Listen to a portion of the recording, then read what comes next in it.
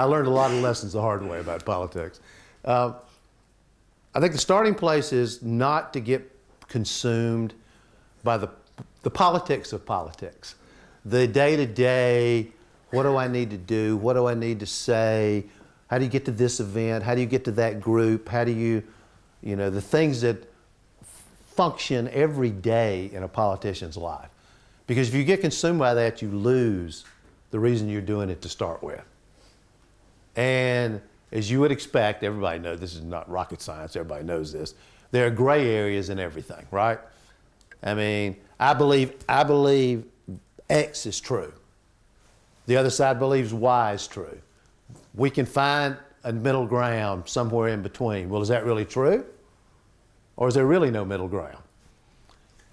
The most obvious example are the pollsters come to you and say, okay, so this is your position on, I'm trying to think of an example, gay marriage. This is your position. This is how you feel about gay marriage. And this is what the people in your constituency say. You can't say that. You have no idea how many times I've been told you can't say that. And I think that is, there's nothing unique about me. I mean, every politician gets told the same thing. You know, you can't say that, you can't stand for that. I still remember, it's a quick little story, but when I first started running for the Senate and had no experience in politics, I'd never run for dog catcher. I had no idea what I was doing. I went over and did an event at the time I lived in Raleigh, North Carolina, and I did an event in Chapel Hill, which is where the University of North Carolina is. I live there now. Well, Chapel Hill is one of the most liberal, arguably the most liberal place in the state of North Carolina. And I went over and had the event, and everything went great. And I remember calling my political advisor on the way back. It was one of my first, I can't remember, it might have been my first, big political event. The crowd was about like this many people. And I said, God, it was so good. They liked me, you know, and you always want to be liked. That's what politics is, right? So they liked me.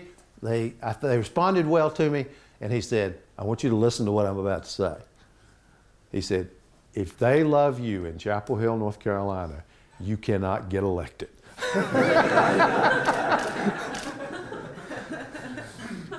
And I think you just have to get to a place where you feel strongly and comfortable about who you are. And it's hard. It's not an easy thing. Because the truth of the matter is there are a lot of issues that you don't have strong feelings about. You might have a position of what you think is right, but you just don't, they're not the kind of issues that you're passionate about, like the way I am about poverty, for example. I mean, there are more issues that are over here and you don't think about it a lot. I remember I was on a TV show, I think it was Meet the Press, I'm not sure, when Tim Russert was still alive. I don't know if anybody remembers Tim Russert, but he was the host at that time.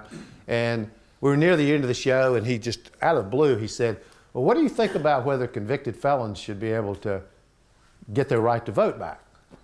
I can honestly, and I'm on national television, you know, 5 million people or something watching, I can honestly say that question had never passed through my brain. I mean, I had no idea.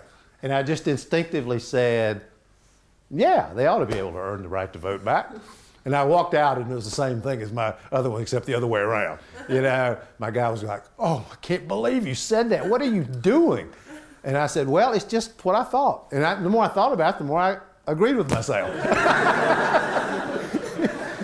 So anyway, it's just, I think the simple answer is, you got to get involved at a ground level. I think there is no other way to get involved most of the time. I didn't, but for most people, I think that's the way you have to do it. And then, secondly, I really do think it's true that, like I remember, I was telling somebody this story last night. I remember back when we were running in 2004. Any of you remember when Howard Dean ran for president? He was running against me. Most of us who were, you know, I wasn't doing great, but most of the ones who were doing well had voted for the Iraq War. I had also voted for the Iraq War. And I don't know, there were like 5 or 6 of us. Well, Howard was very vehemently opposed to the Iraq War. And it was a powerful message in that campaign because it was clear he believed it. You know, he didn't do it for it was just clear. It was a heartfelt stance. And how do you don't, there's no good way to argue with people when that's what you just have to respect them. Say, I disagree with you, but I respect, my problem was I didn't really disagree with him. But if you have to, if that's the position you're in, then you just have to admire people who stand up for what they believe in, even when it's very different than what you believe in. So that's the best I can answer that question.